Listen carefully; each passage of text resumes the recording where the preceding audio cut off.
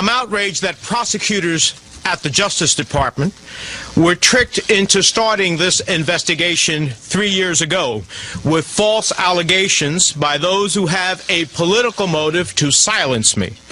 But I will not be silenced. All right, ladies and gentlemen, joining us now is Professor Alan Dershowitz, legendary Harvard Law School professor, Newsmax contributor, and author of the great book, Terror Tunnels, The Case for Israel's Just War Against Hamas. And Alan, good to talk to you again 3 times inside of a week. I'm thrilled. Let me ask you, you wrote a great piece at Newsmax.com talking about the Menendez prosecution. And in your words, I believe, I'm quoting you correctly, that this prosecution endangers democracy.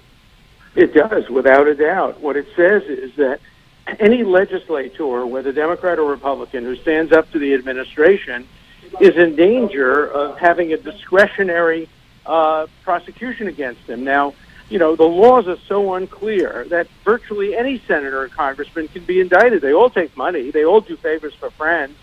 And how you prove that there was a quid pro quo is very, very difficult. That's why the Justice Department brings these cases and almost always loses.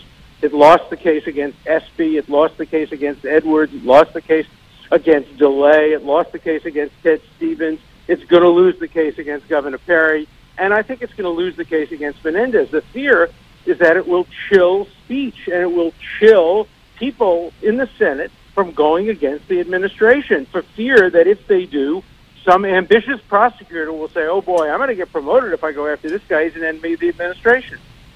Yeah, I've heard it said that, I think it was Andy McCarthy who joined me last week and said that the administration could just as easily have gone after Harry Reid as Menendez. Well, it's so easy because the laws are so unclear and they leave so much to the discretion of the prosecutors, and that's wrong. There should be very clear rules that say what you can do and what you can't do. Here you have a situation where Menendez has an old friend of 20 years. The old friend asked him to help his girlfriends get a visa to come to America. Of course the guy's going to do it. And the guy's going to make contributions to his old friend. People make contributions in order to get access to senators and congressmen.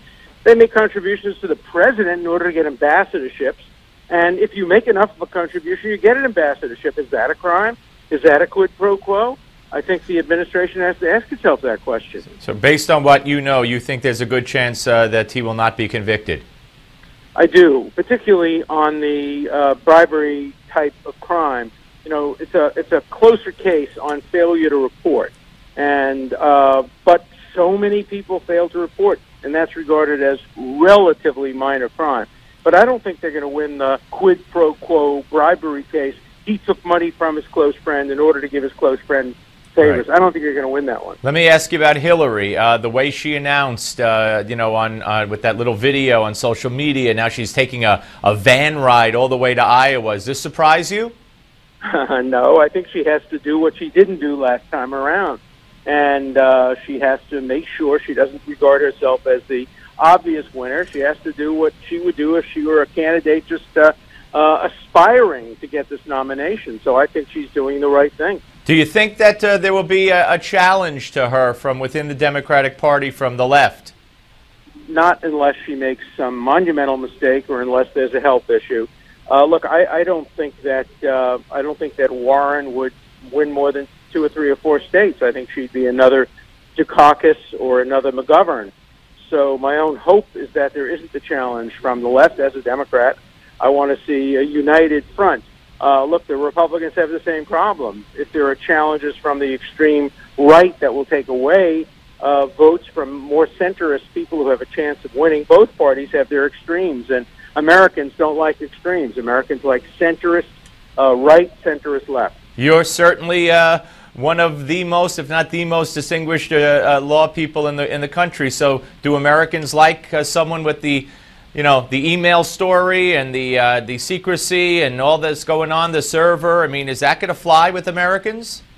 There will be questions raised. There will be questions raised, and there will be questions raised on both sides. And that is, should she have done this? And are they picking on her because, you know, she's a woman candidate, a liberal candidate? So there'll be questions on both sides. I think by the time the election comes along, the emails won't be the major issue. I think the economy will be the major issue. And what I think the subtle message she'll try to send is, remember what happened when Bill Clinton was president. The economy was great, and so do you want another Clinton? Do you want another 90s? The 90s were pretty good for America. No wars, good economic progress.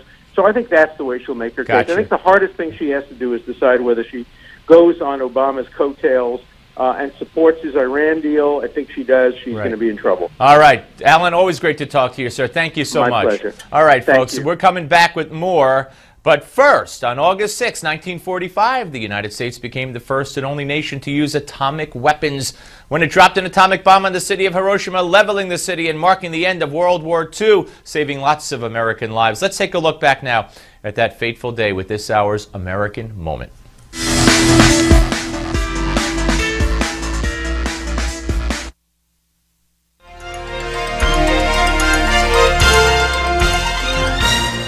Four years, 8 months, and 1 day after the Japanese surprise attack on Pearl Harbor, marking America's entrance into World War II, a B-29 bomber nicknamed the Enola Gay dropped the world's first atomic weapon.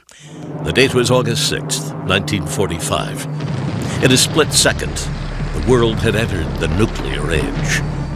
Captain Paul Tibbets Jr., in command of the Enola Gay, gave a first-hand account of the events for reporters back home. Well, as the bomb left the airplane, we took over manual control, made an extremely steep turn to try and put as much distance between ourselves and the explosion as possible. With the Japanese refusing to surrender, and Allied intelligence determining that a land invasion of their homeland could result in 1 million Allied casualties, while killing many more Japanese, President Truman ordered the first atomic bomb be dropped on Hiroshima. Dubbed Little Boy, the device exploded 1,900 feet above the awakening Japanese city of Hiroshima, instantly reducing 68,000 of the city's buildings to rubble and annihilating some 80,000 plus people. Despite the devastation, the Empire of Japan again refused to surrender.